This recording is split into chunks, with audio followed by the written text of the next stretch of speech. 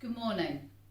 As a school community, we come together in the solemn act of remembrance. We would normally complete this act of remembrance as a whole school community in person, but the situation this year means that we are unable to do so. However, it is very important that we still mark this occasion. The act of remembrance gives us the time to stop and think of all those, not just in World War I, but in all the many wars since what was supposed to be the war to end all wars, who have made the ultimate sacrifice, the sacrifice of life. And I want you to think about that for a moment, the word sacrifice. This year we have had to give up a great deal, the chance to spend time with family and friends, the chance to mark momentous occasions in person, the chance to sit exams. The whole nation has had to give up a great deal, for the benefit of everyone else. There have been a great many sacrifices by a great many people. Today is a chance for us to remember other sacrifices which were made by people to ensure that we can live in a free and tolerant society. This is why we have to have the act of remembrance. We have to commemorate the ultimate sacrifice so many people made. We have to talk and think about the suffering and the loss, the bravery and the acts of heroism. The privileges we take for granted today belong to us because so many people were willing to sacrifice their lives to ensure future generations were free from oppression and fear. And whilst that dream has not been realised in every part of the world, it is still a dream we must hold on to and do everything in our power to achieve. I'm just going to pause for a minute there. World War I ended over a lifetime ago, but that does not mean that we cannot hear about those who lost their lives over a lifetime ago. 379 old boys of this school took up arms in the Great War. 117 of them died, alongside a master of the school. They were either killed in action, died of their wounds, or succumbed to illness. Their average age was 20 years old. The youngest, Leonard Lloyd, was just 16. Fred Chester signed up when he was only 15 years old.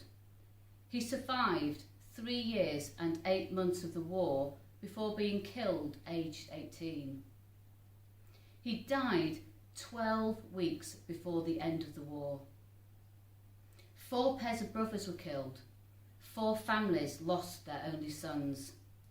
The story of war is, unfortunately, the story of man's inhumanity to man. Lawrence Binyon, a British poet who was alive during World War I, wrote a poem called The Fallen, and it is a part of this poem which we use during remembrance.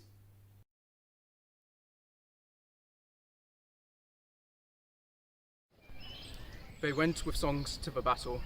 They were young, straight of limb, true of eye, steady and aglow. They were staunch to the end, against odds uncounted. They fell with their faces to the foe. They shall grow not old, as we that are left grow old. Age shall not weary them, nor the years condemn. At the going down of the sun, and in the morning, we will remember them.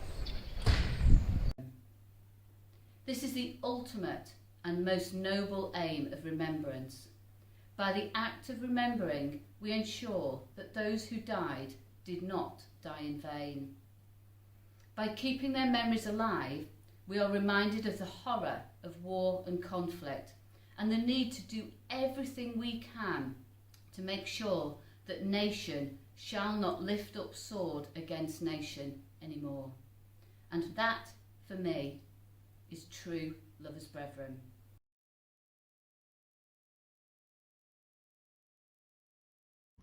Bent double, like old beggars under sacks, knock-kneed, coughing like hags, we cursed through sludge, till on the haunting flares we turned our backs, and towards our distant rest began to trudge.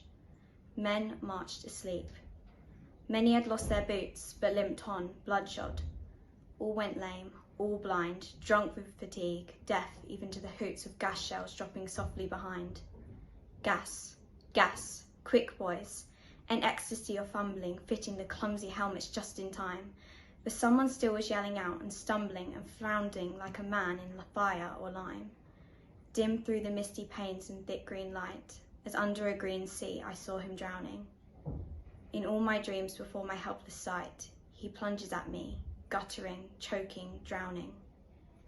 If in some smothering dreams you too could pace behind the wagon that we flung him in, and watch the white eyes writhing in his hanging face like a devil sick of sin, if you could hear at every jolt the blood come gargling from the froth-corrupted lungs, obscene as cancer, bitter as the cud of vile, incurable sores on innocent tongues.